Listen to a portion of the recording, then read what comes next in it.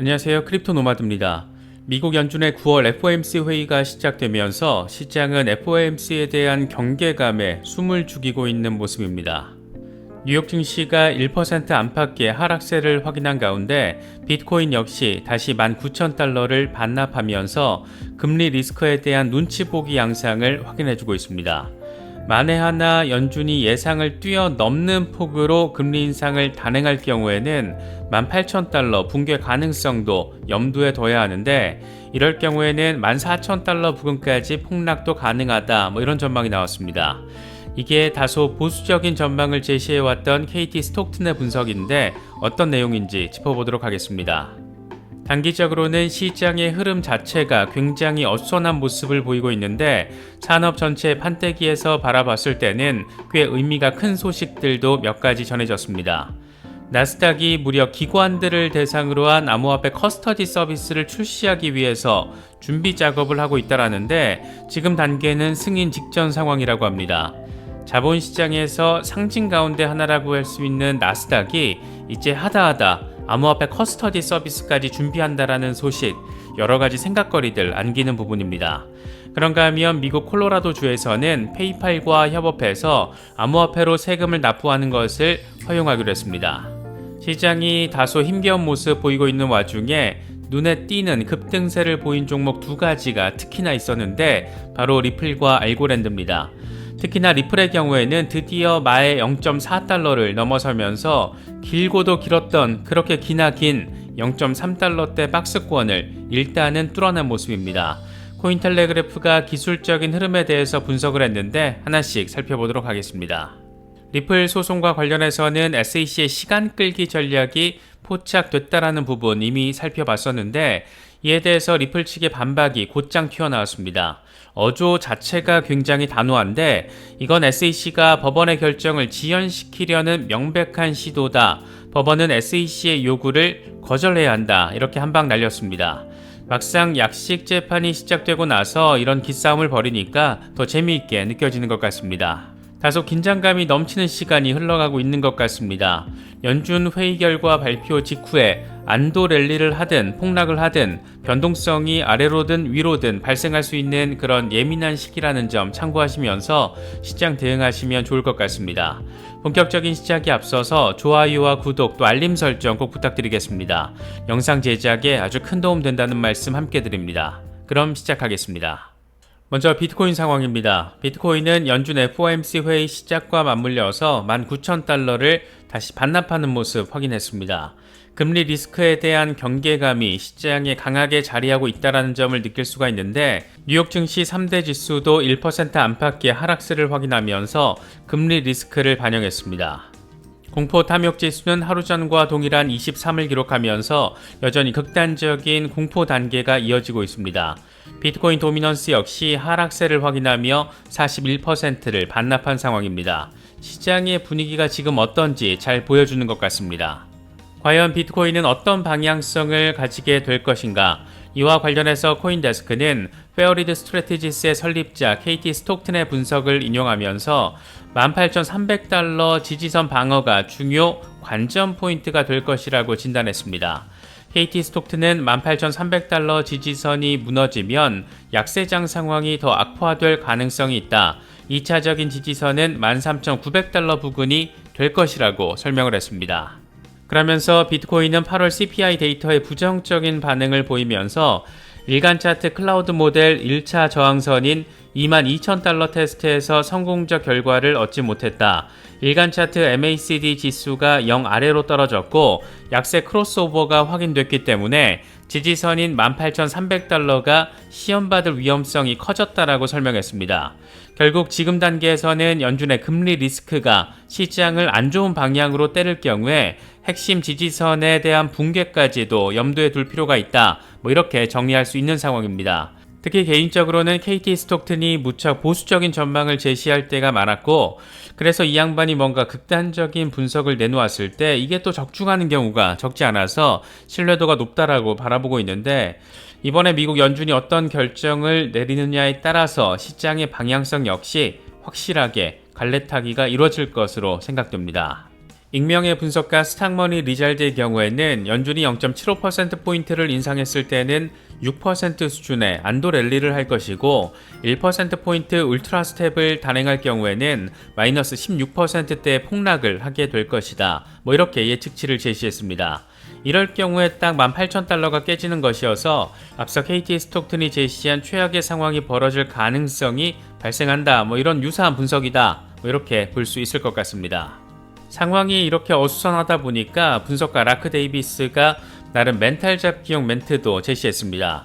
그는 빅픽처에 대한 시선을 잃어서는 안 된다. 지금 거대 세력 자본이 요즘 같은 공포스러운 약세장에서 뭘 하고 있는지를 잘 바라봐야 한다. 블랙록은 비트코인 펀드를 출시했고 나스닥은 크립토 커스터디를 준비한다. 피델리티도 3,400만 고객 대상의 비트코인 서비스를 제공하고 있다. 시타델, 피델리티, 그리고 찰스 슈왑은 함께 암호화폐 거래소까지 차려버렸다. 이렇게 설명을 했습니다. 대부분 우리가 영상에서 짚어봤던 내용들이고 이번에 새롭게 튀어나와서 우리를 놀라게 만든 것은 단연 나스닥입니다. 더 블록은 소식통 발언을 인용해서 나스닥이 기관 대상 암호화폐 커스터디 서비스 출시를 계획하고 있다라고 보도했습니다. 그러면서 나스닥 암호화폐 보관 서비스는 현재 규제기관의 승인을 앞두고 있다. 또 나스닥은 암호화폐 사업부인 나스닥 디지털 에셋을 신설하고 암호화폐 사업 확대를 준비하고 있다라고 설명했습니다.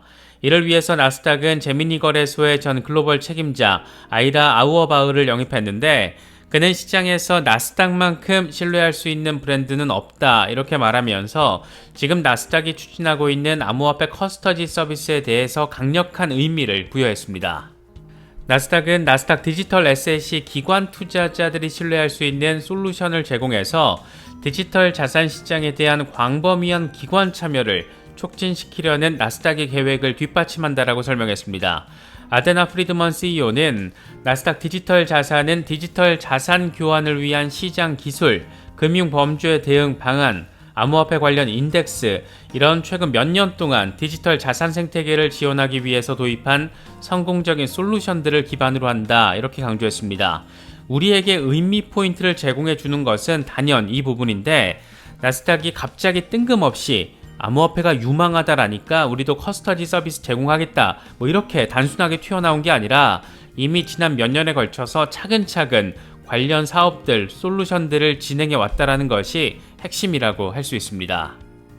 이 이미지는 암호화폐 업계가 얼마나 구조적으로 세밀하게 얽히고 설켜 있는지를 보여주는 것으로 우리가 종종 짚어보기도 했었습니다. 이 산업의 핵심 설계자로 꼽히기도 하는 디지털 커런시 그룹을 중심으로 어떻게 판때기가 구성되고 있는지를 보여주기도 하는데 디지털 커런시 그룹의 지분 50%를 마스터카드가 소유한다라는 점, 나스닥 역시 디지털 커런시 그룹의 지분 일부를 가지고 있다라는 점, 디지털 커런시 그룹이 코인베이스, 지캐시, 리플 등의 지분을 가지고 있다라는 점, 이런 방식으로 비트코, 크라켄, 레저 등 어마무시한 기관들이 다 엮여 있다라는 점, 이 이미지는 참 볼 때마다 사람 마음을 안정시키는 그런 힘이 있는 것 같습니다. 그만큼 이번 나스닥의 암호화폐 커스터디 서비스 계획은 상당히 전략적이고 계획적인 접근이다. 이렇게 빅픽처의 차원에서 바라볼 수 있지 않을까 생각됩니다. 미국 콜로라도주가 암호화폐로 세금을 납부하는 것을 허용했다라는 소식도 눈에 띕니다. 앞서 제러드 폴리스 주지사는 지난 2월에 올 여름부터 비트코인을 사용한 납세를 허용하겠다 이렇게 밝혔는데 여름 직후에 어쨌든 현실이 된 겁니다. 이에 따라서 콜로라도 주민들은 페이팔을 통해서 암호화폐로 주 세금을 납부할 수 있게 됐습니다. 다만 페이팔 서비스를 이용하면 기본 수수료가 1달러이고 결제액의 1.83%가 추가로 부과된다는 점에서 어느 정도 부담감이 존재하고 있다는 것은 다소 아쉽게 느껴지는 부분입니다. 이어서 리플 상황 짚어보겠습니다. 확실히 약식재판 약발이 상당한 것 같습니다. 리플이 유리해 보이는 상황이 펼쳐지면서 XRP 시세에 즉각적인 반영이 이루어지는 모습인데 최근 7일 동안 23% 수준의 랠리를 펼쳤고 지난 24시간 동안에도 8% 이상의 상승세를 확인했습니다. 늪에 빠진 듯해 보였던 0.3달러대 지리한 이 박스권에서 나왔다는 것이 무엇보다 반갑게 느껴지는 부분입니다. 시장 분위기가 엉망인 상황에서 XRP와 알고랜드 등 나름의 반등세를 확인한 종목들에 대해서 코인텔레그래프가 기술적인 분석을 제시했습니다. 먼저 XRP의 경우에는 거래량이 증가하고 가격이 역사적으로 저항 역할을 했던 장기 하강 추세선을 돌파했다.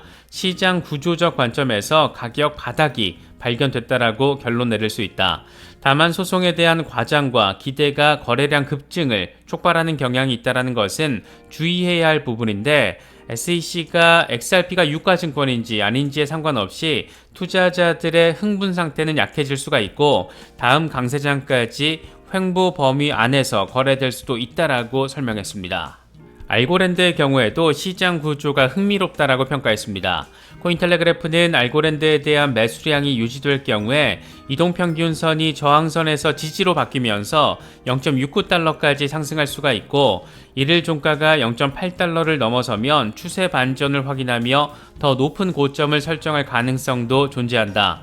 다만 현재 시장 전반이 여전히 압도적으로 약세이고 비트코인과 이더리움 등의 대형 종목들이 아직 바닥을 찾지 못했다라는 점은 부담스러운 부분이다라고 평가했습니다.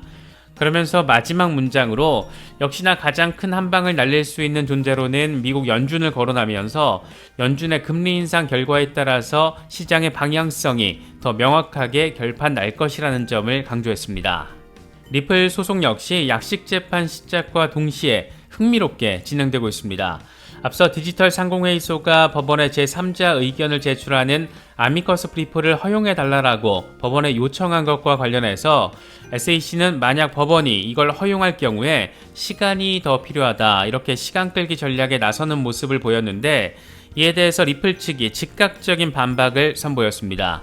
리플 측은 법원에 제출한 입장문을 통해서 이건 SEC가 법원의 결정을 지연시키려는 명백한 시도다. 법원은 SEC의 요구를 거절해야 한다. 이렇게 한방 날렸습니다.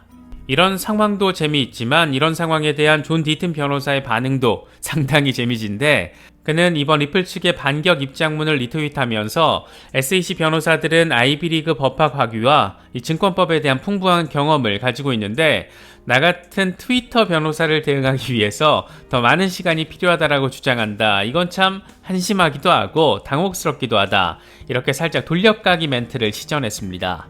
존 디튼 변호사를 향해서 아이비리그 출신 변호사들이 트위터 변호사라고 부른다라는 것도 되게 웃기고 지금까지 SEC 변호인들이 보여준 어이없고 황당하기도 하고 무식해 보이는 행태들을 곱씹어서 생각해보면 역시나 학위가 능력을 보여주는 시대는 지나갔구나 이런 점도 다시금 느낄 수 있는 것 같습니다.